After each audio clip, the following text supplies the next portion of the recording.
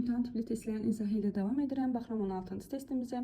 Deməli, bu bir sifət zərf testidir. Uşaqları yadda saxlayırıq ki, əgər cümləmizdə to be vardırsa, baxın was, yəni am, are, was, were. Artıq bunları görən kimi B sifət istifadə etməliyik. Ona görə də zərf olanları elədim, yəni B və D bəndini elədim.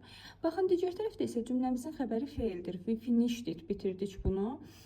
Deməli, burada diqqət edirsiniz ki, artıq əgər xəbərimiz fail, yəni hərəkət bildirən sözdürsə, onda da sifətləri eləməliyik. Quick olan variantları elədim. Deməli, düzgün bəndimiz oldu C bəndi. Easy, bir də quickly.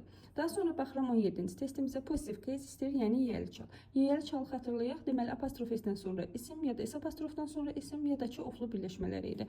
Baxın, the lady's purse, xanımın pul kisəsi. Baxın, apostrof S-dən sonra isim işlənibdir, deməli düzgündür. Burada isə apostrof S-dən sonra article işlənibdir, deməli bu yiyəli hal sayılmaz. 2 hours-da olduğuna görə hours sistemdə işlənibdir, sleep is not enough. 2 saatlıq yuxu. Deməli, burada da sleep yuxu mənasındadır, isimdir, bu da düzgündür. Daha sonra baxın, let us burada apostrof S asın qısaldılmış formasıdır, ona görə olmaz. Yiyəli hal 1-3 düzgündür, cavabımız oldu A bəndi. Daha sonra baxıram 18-ci testimizə. Uşaqlar, burada advice sayılmayan isimdir. Sayılmayan isimlərlə biz bilirik ki, an article işlənməz, many, if you, bunlar sayılmayanlarla yox, sayılanlarla işlənir. Düzgün cavabımız oldu D bəndi. Çünki some həm sayıla bilən cəm isimlərlə, həm də sayılmayan isimlərlə işlənir. 19-cu testimizə baxırıq. Deməli, biz bilirik ki, əgər oflu birləşmədirsə mübtədamız, xəbərimiz ofdan əvvəlki isimlə uzlaşır.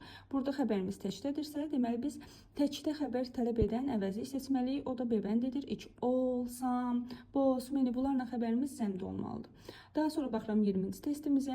20-ci testimizdə deməli cümləmiz təsdiqdədir. Cümləmiz təsdiqdədirsə need'i ələyirəm. Cümləmizin xəbərinə baxmalıyım. Görürsünüz, to be yoxdur ki, cümləmizin xəbərində. Ona görə də to be-ni də ələyirəm. Düzgün forması isə so do I olacaqdır. B bəndi so I do yox, so do I. Daha sonra baxıram 21-ci testimizə. Would rather had better. Biz bilməliyik ki, would rather had betterdən sonra tusuz məstər işlənməlidir. Baxın, burada tusuz məstər işlənibdir, düzgündür. Amma burada had betterdən sonra to düzgün deyil. Yenə də would rather not drink. Görürsünüz, to istifadə edilməyib, düzgündür. Amma had betterdən sonra started olmaz. Yəni, zaman aşaq seçəmiyyətə görə dəyişməz. Tusuz məstər verməliyik, olmaz. Cavabımız oldu 1-3, yəni B bəndi.